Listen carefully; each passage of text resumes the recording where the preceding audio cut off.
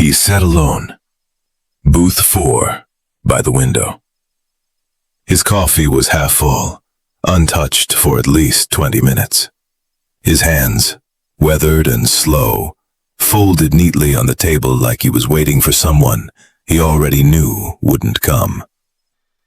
His coat, faded green, threadbare at the elbows, still held the shape of metals long gone. On the table, a tray. 1 scrambled egg, dry toast, and 2 strips of bacon. Then came the cough. It wasn't loud, but it drew looks.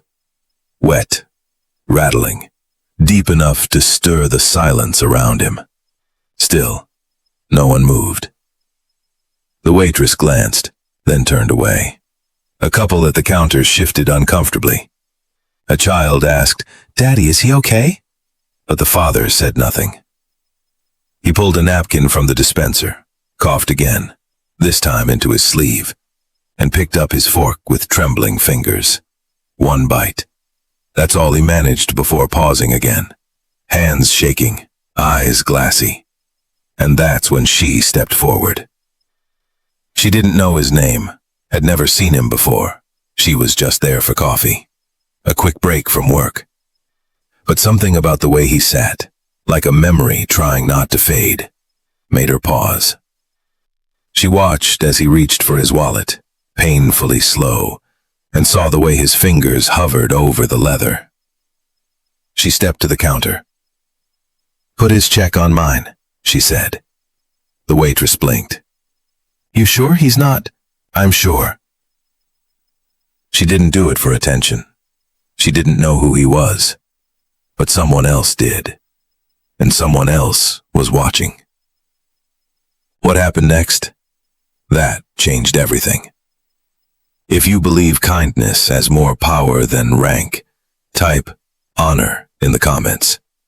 Hit like to support every silent hero among us, and subscribe. Because this story proves one small act can echo through an entire nation. Her name was Emily Sanders, 32, part-time nurse, full-time whirlwind. She carried her life in a fraying canvas backpack and a heart that bruised easy. Grew up in a military town, though she'd never served. Her father had, Navy corpsman, lost in an oil fire off the coast of Yemen. She was 11. Every week she came to Garrison Diner, always booth 6. Same order, black coffee, blueberry muffin, extra napkins. She liked the quiet, liked how the sunlight spilled through the windows at just the right angle, between 8:40 and 9:10. She said it felt like forgiveness. She didn't need recognition, didn't want it, just wanted to matter somewhere.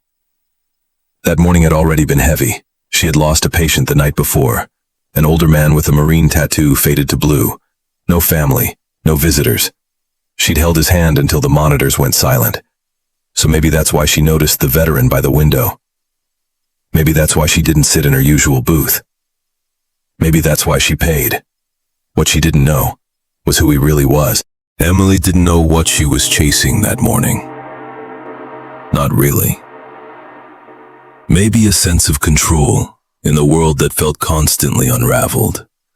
Maybe she just wanted to do one right thing. Clean, simple, good. All she knew was he looked like someone the world had forgotten. She didn't want thanks. Didn't even expect the man to know she'd paid. She just wanted him to eat in peace, to not feel alone, to not have to choose between pride and breakfast. It was supposed to end there. A quiet kindness, never noticed, never named. But it didn't end there. The moment she paid, the man beside her chuckled, loudly. "You're wasting your money," he muttered. "That guy's probably just some washed-up old drunk. These vets always got a sob story, don't they?" Emily turned, stiffly. The man was mid-40s, beard too neat, wearing a polo shirt with an embroidered logo. Franklin Insurance and Realty. He sipped his latte like it meant something. She didn't reply, but her silence burned. Others heard. A few nodded, unsure. One waitress shrugged. The old man by the window remained still, unaware, his back to the room, his shoulders slightly hunched. Quiet. Dignified. Emily paid anyway, left at 20, took her coffee and sat at a different table, closer to the door but still watching him. Still watching. When a black Escalade pulled into the parking lot. The SUV didn't belong. Dark, tinted, clean enough to reflect the overhead sign. It didn't park in a spot, just stopped, engine running, by the curb. Two men exited, dark suits, no sunglasses, no smiles. They stepped inside with a presence that shifted the air, not loud, not aggressive, just still. One of them glanced around, then walked slowly to booth 4. The old man hadn't looked up. Not yet. "Colonel," the first man said. And suddenly, the diner stopped. The old man raised his head, eyes narrowing slightly. "You shouldn't have come," he muttered. "With respect, sir," the second man said. "We didn't come because of you." Emily didn't breathe. Then the first man turned. "Who paid for Colonel Dawson's meal?" The room was ice. Forks midair. Mouths frozen. Emily stood, slowly. "I did." He nodded once, pulled something from his coat. A black card. No text. Just a silver eagle crest and a phone number. "You've been noticed," he said. Then they turned and walked back outside. 2 hours later, Emily's phone rang. Unknown number. She ignored it. It rang again. Then came the email. From Department of Veteran Strategic Engagement. Subject: Invitation. Inside, a formal message. "Ms. Sanders, you are cordially invited to attend a private commendation ceremony at Arlington National Cemetery. Your attendance is requested by name. Transportation will be provided. Lieutenant General Marcus N. Kettering." She blinked twice. Underneath, a single line of handwriting, scanned into the document. "Some salutes are earned sideways. J.D." She didn't understand what any of it meant. Not yet.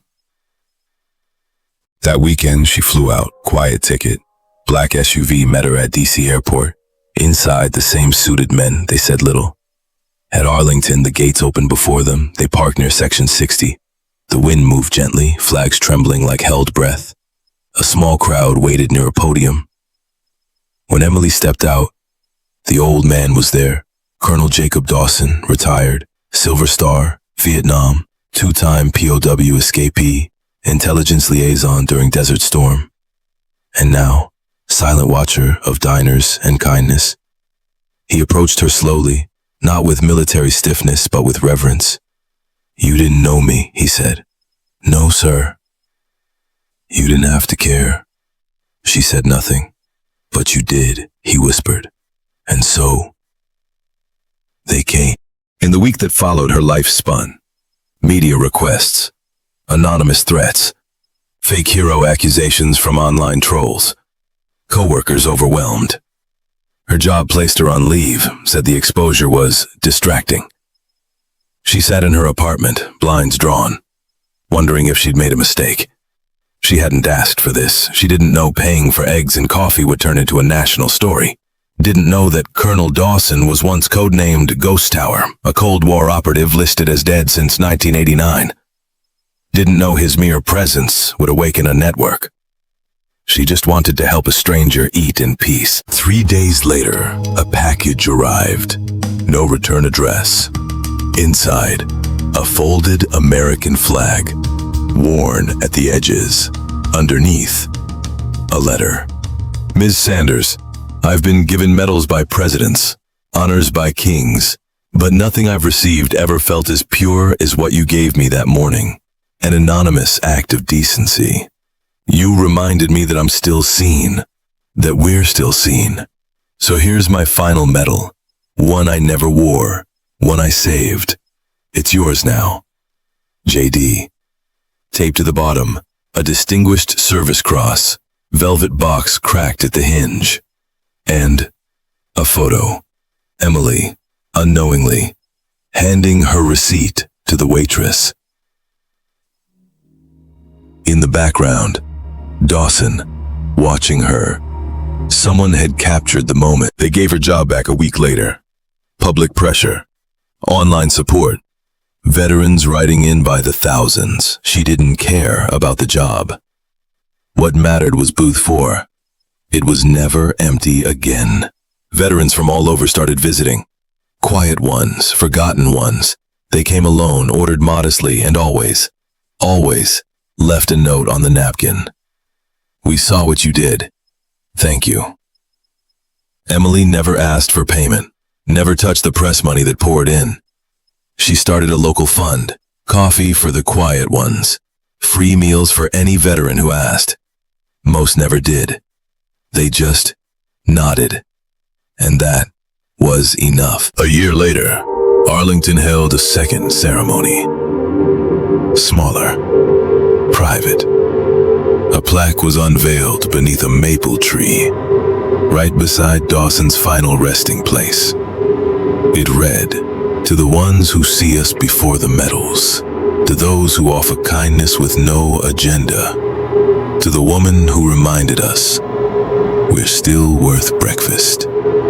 Beneath it, her name. No rank, no title, just Emily Sanders. Quiet valor. She still visits booth 4 every Sunday. Same time, same coffee, same view. But now when the sun hits the window at just the right angle, between 8:40 and 9:10, it catches something else. A shadowed reflection, not just of her, but of those who sat before. Sometimes new faces join her. Sometimes they sit in silence. Sometimes they talk about wars and wounds and breakfast. But always, they remember what happened when one woman paid for a meal and someone was watching.